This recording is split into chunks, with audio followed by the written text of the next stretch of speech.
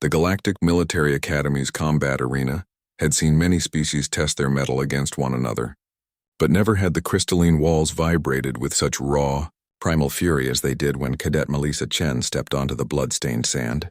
3 cycles earlier, she had been just another human among the diverse student body, unremarkable by galactic standards. Humans were known for their stubborn persistence and unusual emotional bonds, but they ranked middle tier in most physical capabilities. The Krillian instructors tolerated them, the Zephyrian elites ignored them, and the massive Gorvak warriors considered them barely worth acknowledging. That was before they hurt Baris. Baris Cathara was a Lyrian, a species known for their delicate bone structure, luminescent skin that shifted colors with emotion, and their role as the galaxy's most gifted engineers and technicians.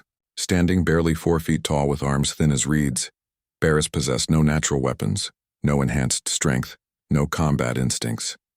What he had was brilliance that could redesign a starship's engine core in his sleep, and a heart that saw good in every being he met.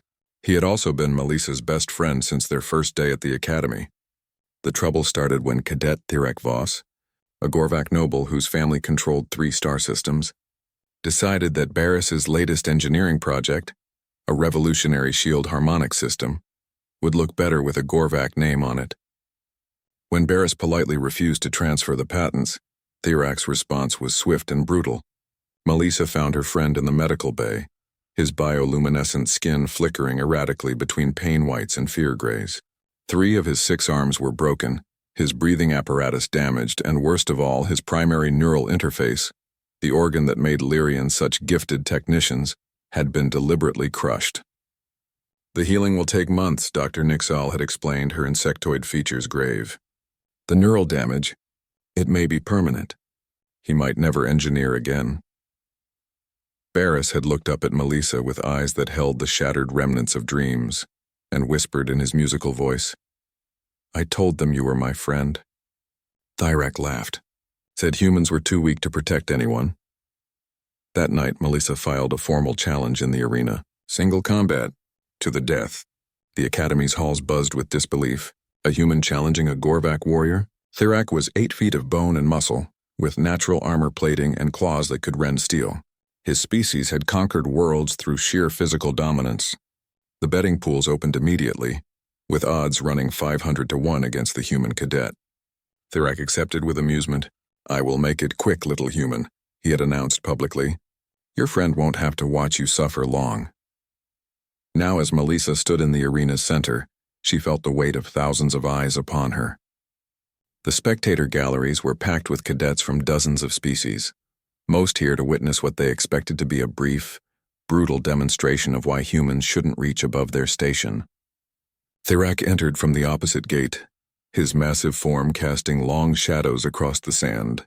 His clan markings were freshly painted, his ceremonial war claws gleaming. He raised his arms to accept the crowd's roars of approval. "Any last words, little human?" Thirek called across the arena, his voice carrying easily in the thin atmosphere. Melissa said nothing. She had spent the last 3 days in the Academy's archives studying, not combat techniques or weapon forms, but biology, Gorvak physiology, neural structure, pressure points. She had learned that for all their strength, Gorvaks had one critical weakness. Their respiratory system required a specific rhythm to function under stress. The combat bell chimed. Thirek charged, a mountain of muscle and fury bearing down on her. At the last second, Melissa rolled aside, her movement so quick and fluid that the Gorvak's momentum carried him past her. As he stumbled, she struck, not with fists or weapons, but with precise pressure applied to a nerve cluster at the base of his neck. Thirek roared and spun, swiping with claws that could have torn her in half. But Melissa was no longer where his eyes told him she should be. She moved like water, like wind, staying just beyond his reach while delivering calculated strikes to joints, nerve centers, and pressure points. The crowd's cheers faded to confused murmurs. This wasn't how the fight was supposed to go. "Stand still and die with honor," Thirek bellowed, his breathing becoming labored. "Honor?" Melissa spoke for the first time, her voice carrying in the sudden quiet. "You crippled a being who couldn't fight back. You destroyed his dreams because he wouldn't give you his work. Where was your honor then?" She struck again, a precise blow to his solar plexus that disrupted his breathing rhythm. Thirek gasped, his movements becoming sluggish as his body struggled for oxygen. Humans don't win through strength, Melissa continued, circling her increasingly desperate opponent. We win because we adapt, we learn, we endure. Another strike, this one to a nerve cluster that controlled his left arm's motor functions. Thyrak's dominant hand went numb, and when someone hurts those we care about... She moved again, a blur of controlled motion that ended with Thyrak on his knees, his breathing shallow and rapid. We become something our enemies never expect. The arena fell silent except for Thyrak's labored breathing. He looked up at her, confusion and fear replacing the arrogance in his eyes. "What are you?" he whispered. Melissa knelt beside him, close enough that only he could hear her words. "I'm a human who loved her best friend. That makes me the most dangerous thing in this galaxy." She stood and walked away, leaving Thyrak alive but broken, his reputation in ruins. The crowd sat in stunned silence as she made her way to the exit. Later, in the medical bay, Baris's skin glowed soft gold, the Lyrian color of gratitude and love.